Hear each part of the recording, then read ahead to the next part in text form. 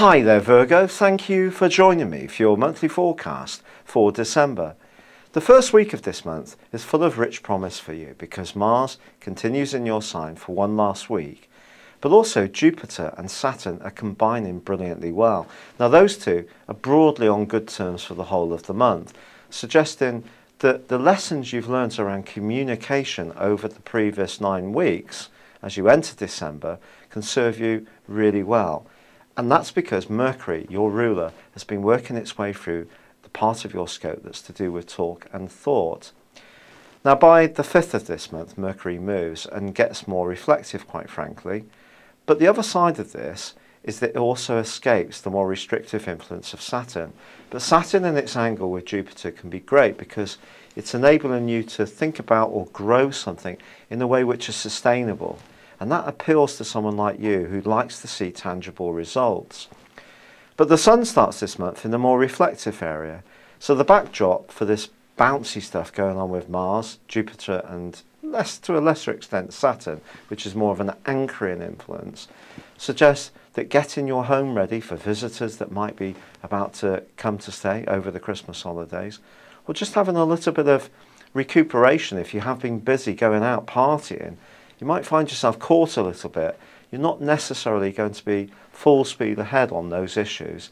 The Sun on its new moon does on the 3rd also link brilliantly well with Uranus, suggesting that if you're interested in property issues, something surprising can happen. So if you are hunting for a new flat or you're wanting to get somewhere to look forward to moving into in the new year, this surprise might take up a lot of your attention rather than necessarily the seasonal celebrations.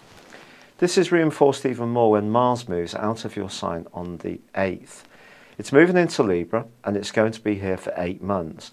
This is going to give you fantastic determination to improve the cash coming into your world during that period of time. It also could see you becoming a little bit more needy when it comes to sensual stuff. So if you're in a relationship which the fire has gone out of it a little bit more, you and yours have an opportunity with Mars's help to re-engage. If you're single, you may be attracted to someone during that period of time who gives out a very sexy vibe, and you can give out one too, so just be aware of this. But from the middle of this month, there are some changes. If it seems that you've got a bit bogged down in family or home-based stuff, you need to perhaps redress the balance.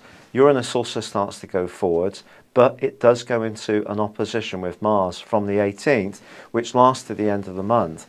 This is really quite tough stuff.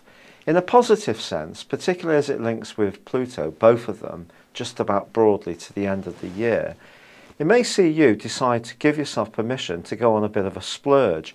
And I don't actually necessarily mean for gifts for other people, although that could be part of it. It may be that if there has been one big ticket item that you've really been thinking about for a long time, you might surprise yourself and go and get it before the year comes to a close. Perhaps you're going to see it reduced in a major winter, or if you're in the southern hemisphere, summer sale. If so, that might be something you can do without any sense of buyer's remorse.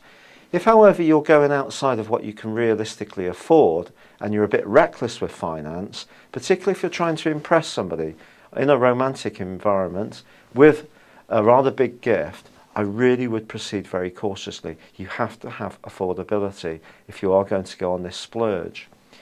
However, Venus, the planet of love, is in a delicious part of your horoscope all this month.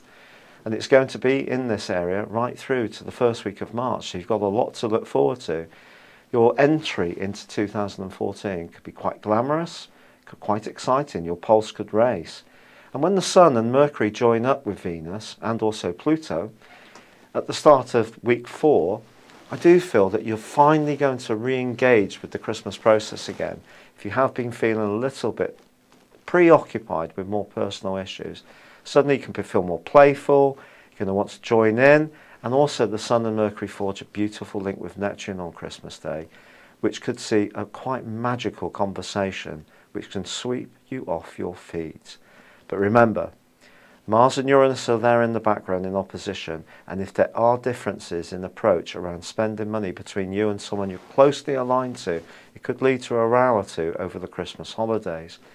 From Christmas to the New Year, however, I do feel you need to do something playful, sociable, and therefore it could be a particularly fun time for you. And by the time you actually get into the new year, I think you may be relieved to have a bit of a rest and get back into the routine that you so love.